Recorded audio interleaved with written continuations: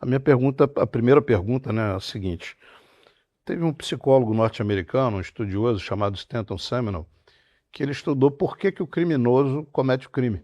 E então, estudando famílias de 4, 5 filhos, apenas um era criminoso. Ou seja, não era o meio social como é divulgado por várias pessoas, que não, é o meio, é a pobreza. Não, não era isso. Porque tinha o mesmo pai, mesma mãe, mesma escola, mesma alimentação. As duas perguntas que o criminoso faz para cometer o crime. Primeira, eu vou ser preso? Eu vou ser pego? E a segunda, caso eu seja pego, eu vou ser duramente apenado? Aqui no Brasil, as duas, eu vou ser pego. Se não mudou a estatística até o mês passado, 90% dos homicídios do Brasil não chegava nem à autoria, em média, né? Então, e a segunda pergunta, nesse caso, estamos pegando o pior crime, vai ser duramente apenado? Não, vai sair rapidamente. A pergunta, em suma, é, né, diante desse cenário, a pena de morte e prisão perpétua. O senhor admite discutir prisão perpétua e pena de morte para determinados crimes? Como pretende viabilizar essas medidas diante da Constituição, que proíbe pena de caráter perpétuo e permite a pena de morte somente em caso de guerra declarada? Caso essas propostas não avancem, qual seria a sua alternativa concreta? Olá, já deu seu like? Não deixe de ajudar o canal. Nós falamos muito disso. Eu acho que para você tocar uma Assembleia Constituinte originária, você tem que ter uma vitória em campo como presidente da República, e não uma vitória eleitoral. Essa vitória que eu descrevi para vocês, em que a população vai entender que o presidente se comporta como um comandante em chefe, fazendo esse enfrentamento ao crime. E ao ver resultados, o presidente da República tem que falar: agora eu preciso alterar a Constituição. E aí trazer a discussão de uma Assembleia Constituinte com uma correlação de forças contra aquilo que a gente chama de centrão, que seja forte o suficiente para permitir passar essa agenda e não contaminar essa nova Constituição. Então, esses dois temas são centrais. Eu acho que o Brasil precisa discutir pena de morte, o Brasil precisa discutir prisão perpétua. Precisa.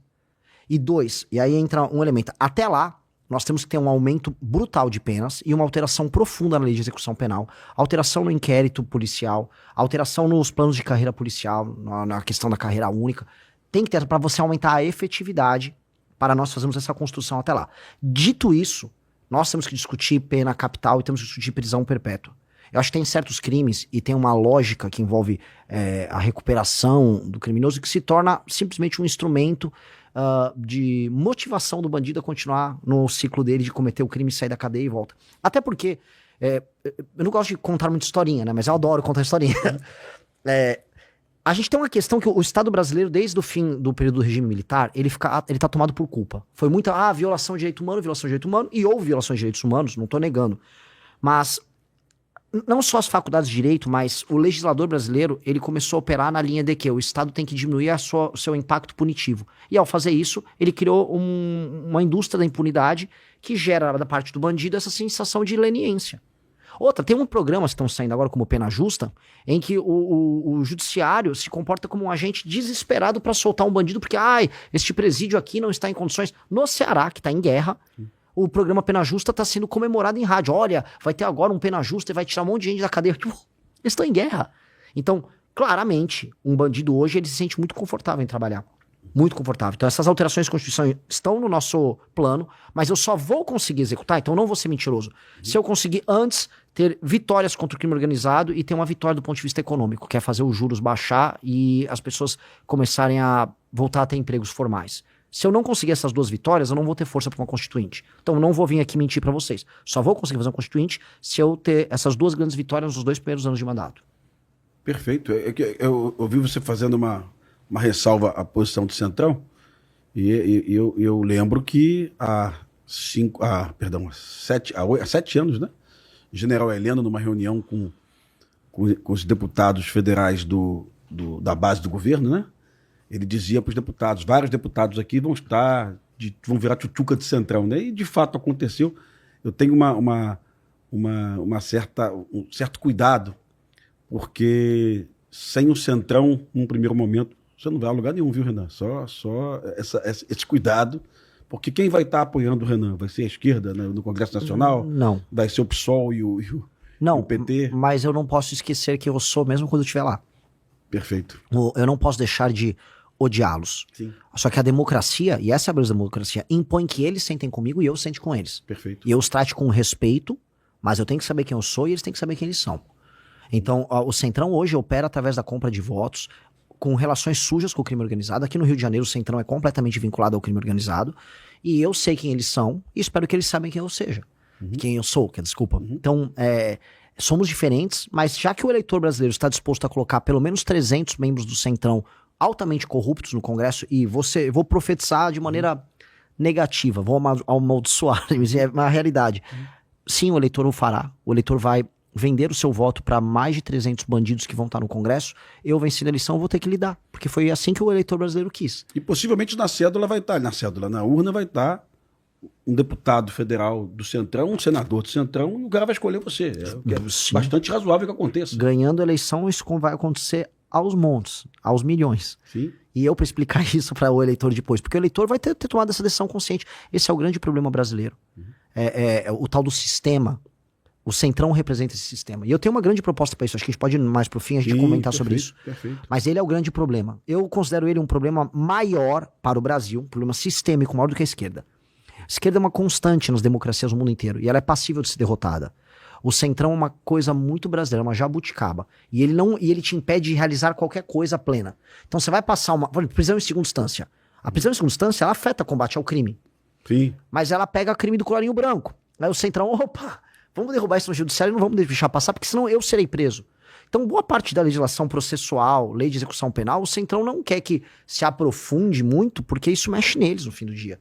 Então, o Centrão é um elemento que, assim, nós precisaremos tratar com muito cuidado, mas entendendo que na democracia eu vou precisar negociar com eles. Perfeito. Chau Della Torre. Uma das subperguntas, né, vamos chamar assim, é o seguinte, é muito simples, né? Aliás, a gente já fez ela aqui. É ingenuidade supor que o crime organizado se infiltrou apenas na Alerj. A gente, aqui no Rio de Janeiro, na nossa Assembleia Legislativa, a gente bateu um recorde. Pelo que noticia a imprensa, a gente tem infiltração de Comando Vermelho, de Terceiro Comando, de milícia e de contravenção. Tem a tal da lista do Adilcinho, que está deixando metade da Assembleia Legislativa. Um bicheiro que agora fornece cigarro para as facções do Rio de Janeiro. Então, tem que me atualizar, então. Agora tem pois o Adilcinho. Essa lista do Adilcinho, apreendida pela Polícia Federal... do contrabando de cigarro. Eu vi deixando metade da Alerj sem dormir. Mas é ingenuidade supor que o crime organizado só se infiltrou na Assembleia Legislativa do Rio de Janeiro. Se o senhor for eleito presidente, o senhor vai ter que lidar com um Congresso independente do Centrão. Eu lhe confesso que eu tenho muita dificuldade de entender essa coisa de centro, né? Para mim, ou é esquerda ou é direita. A história ensina isso. Mas, concordo, é essa jabuticaba, né, brasileira. Mas se o senhor for eleito presidente, o senhor vai ter que lidar com um Congresso independente dessas questões aí de Centrão, que certamente vai ter infiltração de crime organizado. Essa é uma primeira pergunta. Segunda pergunta. O senhor falou de Kelsen, de Jacobs, direito penal do inimigo. Eu estou aqui do lado, tive o prazer de conhecer hoje o coronel Cajueiro, já vi que é um profundo conhecedor de segurança pública. A gente escuta há anos na segurança pública a proposta de que é preciso mudar leis penais para a gente resolver o problema. Eu, por acaso, sou professor de instituição de ensino superior, sou professor de direito penal. E aí eu lhe dou um exemplo fático. Até alguns anos atrás, se eu matasse a minha mulher por ciúmes, eu respondia por homicídio qualificado. Aí o Congresso criou a figura do feminicídio. Não sabia. E agora o Congresso revogou o feminicídio, criou o delito autônomo do feminicídio. Os feminicídios estão diminuindo? Nós sabemos que não. Então o direito penal não é a régua educadora da sociedade. A gente não vai resolver a sociedade com o direito penal. E aí, para finalizar a minha pergunta, eu vou lhe dar um exemplo que o coronel Cajueiro certamente conhece, porque quem estuda segurança pública é um exemplo famoso, Nova York. Nova York, no final da década de 70, início da década de 80, era muito parecido, por exemplo, com o Rio de Janeiro. Polícias comprometidas, máfias, a máfia italiana, a máfia negra, corrupção. A gente tem um prefeito famoso, e aí a ciência da segurança pública, né, fala muito sobre isso, a famosa teoria das janelas quebradas. Então, ele aumentou as leis, vamos punir os pequenos. É a pergunta que o coronel Cajueiro fez, né? É a percepção de que eu serei punido Isso intimida o criminoso. Exato. Então, o que eles fizeram em Nova York, a ponto de Nova York hoje ser a referência em termos de segurança, embora os Estados Unidos não sejam a maravilholândia da segurança pública. Nem de longe. Nem de longe. Nova York é diferente. Mas Nova York na década de 80, aliás, tem um filme ótimo sobre isso, com Denzel Washington e Russell Crowe, né, o American Gangster, que é baseado em fatos reais. Ótimo filme. Mas, enfim, o prefeito, teoria das janelas quebradas, mudou a legislação, até porque nos Estados Unidos a legislação é predominantemente regionalizada e não federalizada como a nossa.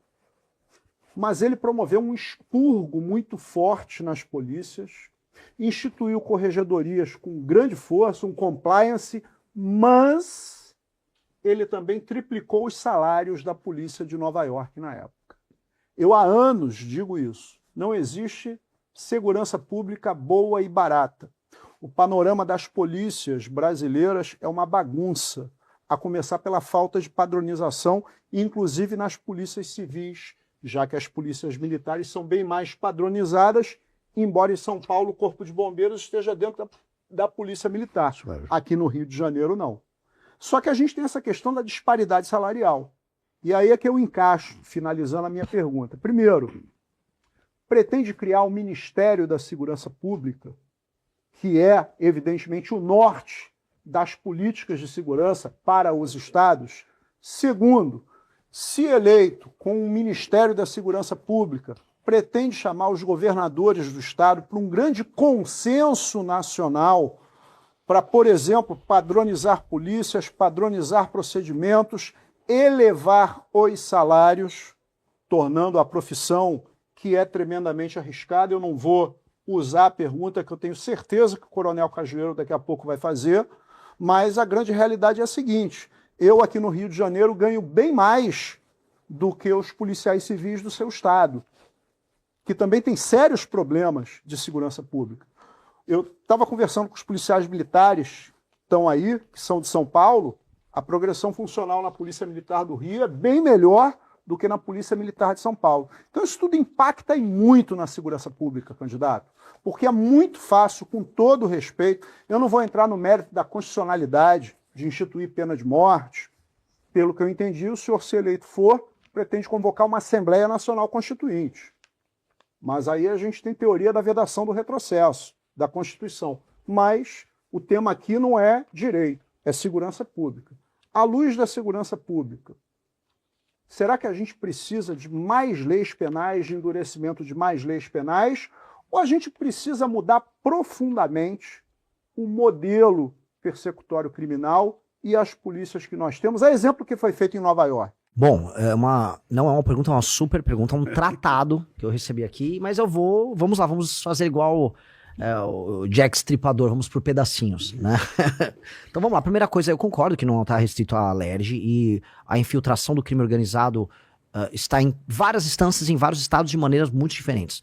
E o privilégio que eu tive de viajar pelo Brasil é para entender muito como funciona em cada lugar, cada tipo de infiltração. Vamos lá, outro ponto que você colocou que para mim é fundamental. Você fala assim, não é só a questão das leis penais que resolve. Óbvio que não. Porque a lei, se ela não tem efetividade, ela é letra morta. A lei brasileira é letra morta, a começar pelo judiciário, que não faz uma implementação devida dela. E o inquérito policial, que não é funcional no Brasil, as carreiras, ou mesmo o acompanhamento de um processo. Às vezes um policial que deveria acompanhar do começo ao fim uma determinada investigação, ele faz a primeira parte, depois vai cair num escrivão, e a coisa não anda, o Ministério Público entra por cima. É caótico o modelo de investigação nosso e o modelo persecutório depois, e aí vem a subjetividade do juiz, que aqui o juiz ele tem a sua subjetividade. Então, como aconteceu no caso do menino Henry Borel, é machismo estrutural você colocar a mãe ali. Objetivamente falando, uma reforma do judiciário, que é uma reforma que a gente está propondo, ela tem que ser estritamente literalista no sentido de implementação da legislação. Matou tantos anos, tem esse agravante aqui, tantos anos, o juiz só vai cumprir aquilo. Essa subjetividade que hoje é permitida ao juiz, ela é um dos elementos que mais gera impunidade, e ela gera um elemento discricionário e subjetivo que, conforme você sobe para as instâncias superiores, piora. Tanto que a boa parte daquilo que a gente chama de corrupção, que eu já estou falando agora de crime de colarinho branco, ele se vale disso. De interpretações extensivas que tribunais superiores fazem. Nós vamos precisar amarrar isso. Muito, porque hoje está completamente solto e a soltura desse processo é justamente o que mantém o sistema vivo. E aqui eu não estou falando como teórico de conspiração. Para mim, o sistema só sobrevive porque você tem uma aliança tácita entre o legislativo, o judiciário e o executivo que permite que cada um faça negócio e tenha privilégio nas suas áreas, mas todos, vamos dizer, afrouxam a fiscalização de um sobre o outro. Então, o legislativo não vai para cima do judiciário para obrigar o judiciário a cumprir a lei como tem que ser cumprida. Vai caber a um presidente da República fazer uma reforma no judiciário. E aí entra outro elemento, que é um elemento que você citou da teoria das janelas quebradas, que eu concordo que é um elemento que não é só de aplicação de política pública, não é só papel do executivo, mas é o papel de liderança pelo exemplo, que é a questão cultural. Quem fez, a gente dá o exemplo de Giuliani, quem fez isso de verdade, criou uma nação que é muito mais impressionante que os Estados Unidos do departamento, é um homem que chama Lee Kuan Yew, num país chamado Singapura. Ele é o maior líder político do século XX. Ele pegou um país que era favelizado, destruído, violento, com a autoestima e com a moral corroída, porque foi humilhado pelo Japão por anos, e ele transformou essa numa das grandes nações mundiais. O que ele tinha como teto? Todo mundo falava, a pessoa em Singapura, ela é suja, ela é porca, ela é criminosa, ela não é confiável para fazer negócio. E ele acreditava que, primeiro você vem com leis e uma liderança muito firme na aplicação da lei, ou seja, o exemplo vem de cima. A lei dura e a sanção pesada vira hábito. O hábito depois se torna cultura, a ponto de você sequer conseguir distinguir no futuro que aquilo um dia foi forçado à população. A sanção, a lei dura com a aplicação e o exemplo da liderança acaba gerando um exemplo positivo. E nós no Brasil já tivemos exemplos positivos. Até os anos 90 o brasileiro não usava cinto de segurança. Até o meados dos anos 2000, todo mundo fumava dentro de qualquer espaço fechado. E veio uma lei, aquilo se tornou hábito, e depois se tornou cultura, e hoje as pessoas levam isso muito a sério. O brasileiro agora põe cinto de segurança no banco de trás. Então, nós somos capazes de criar vamos dizer, esse processo. Mas um país que tem o processo dele, vamos dizer, não só de criador de leis, mas de dar exemplo, vindo uma liderança tão ruim como o Brasil, ele não faz essa imposição do topo para baixo. Não vai vir, e isso aqui que eu tô falando não é popular, mas precisa ser dito, não vai vir da base da população a mudança. A mudança sempre vem do topo em todos os lugares do mundo. Só que uma liderança política corrompida com o Vorcaro nunca vai fazer top-down o exemplo que precisa ser dado na população.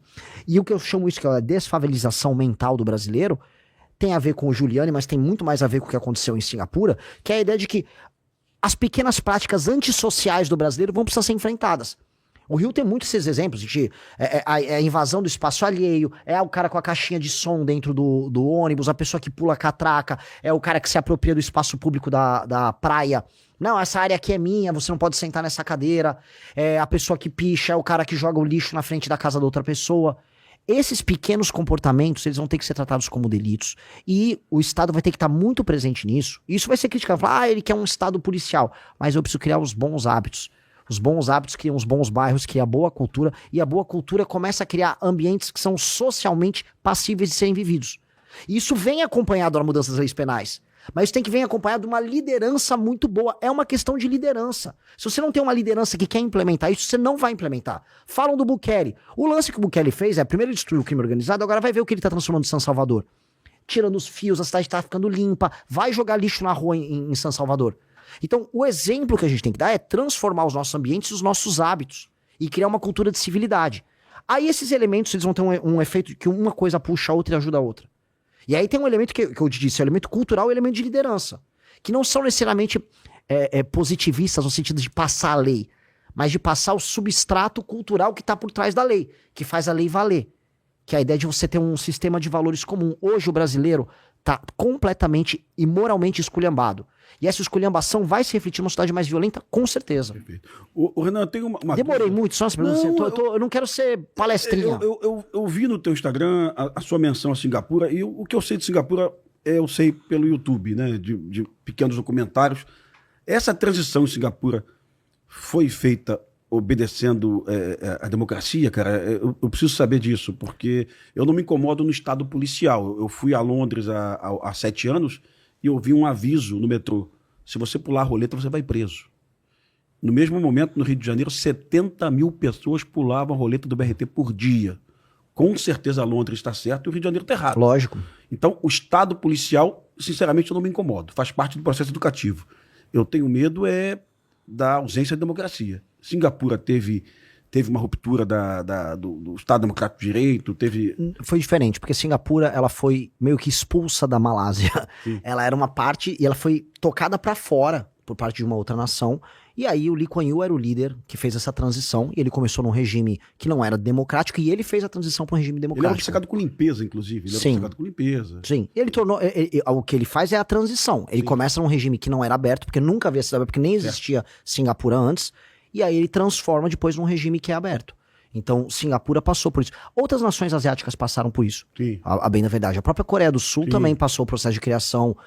Criação não é uma divisão, mas de transição de um regime mais fechado para um regime que hoje é democrático Aliás, e aberto. É um país miserável até a década de 70. Exato. Ele é mais pobre do que a gente na década de 80. Exato. A questão toda é que você pode implementar isso num regime democrático. As coisas não são detrimentais. Você pode ter muita lei e ordem num regime democrático. O Japão tem muita lei e ordem num regime democrático. E eu acho que nós temos que ter muita lei e ordem dentro de um regime estritamente democrático. Eu falo isso porque vem muitas pessoas que vão criticar, mas você está falando desse exemplo aqui do Bukele, ou daquele outro exemplo da China. A China é muito dura também, vai jogar lixo na rua em Xangai. Sim, mas eu estou dando exemplo porque a punição é alta, só que você pode fazer punição alta em regimes democráticos. Isso não é detrimental de maneira alguma. Perfeito. Então, é sempre importante colocar essa ressalva. E tem uma outra ressalva também, quando você fez a colocação do início dessa transição do regime militar para a democracia no Brasil, eu gosto de lembrar para todo mundo que o operador da lei hoje, para o policial militar, para o policial civil, o nosso grande problema é a lei de execuções penais, que é uma lei de 83 de dezembro do governo Figueiredo, ministro Ibrahim Abiakel. Tá? Então, essa lei que possibilita o bandido mudar de regime com um sexto da pena, que é exclusividade do Brasil, não tem nenhum lugar do mundo, ela veio do regime militar. Sim. Né? Impressionante, pouca gente acredita nisso, as pessoas me criticam quando eu falo. Mas é verdade. Veio do Figueiredo, né? O ministro Ibrahim Abiakel, no final do governo Figueiredo. O mundo todo é 2/3 da pena, 1/3 da pena, metade da pena. O Brasil é 1/6. Graças a Deus o Derrite conseguiu mexer nisso aí, até com apoio interessante da Tabata e da Maria do Rosário, né? A Tabata e a Maria do Rosário votaram contra o fim das saidinhas, né? Que era uma vergonha para o Brasil e um problemão para a segurança pública. No mês de março eu faturei cerca de $4.600, totalizando aí deu um pouquinho mais de R$23 mil apenas com a AdSense do meu canal, postando cortes do MBL. E se você tem interesse em criar seu próprio canal de cortes, ajudar no projeto e ainda poder ganhar com isso, é só clicar no primeiro link da descrição desse vídeo, ou então ler o QR Code que está aparecendo aqui no meio da tela que eu vou te explicar um pouco mais sobre isso. E aí, curtiu o corte? Então dá aquela ajudinha, deixa o seu like, compartilha e se inscreve no canal. Um abraço e até o próximo vídeo, porque o futuro é glorioso.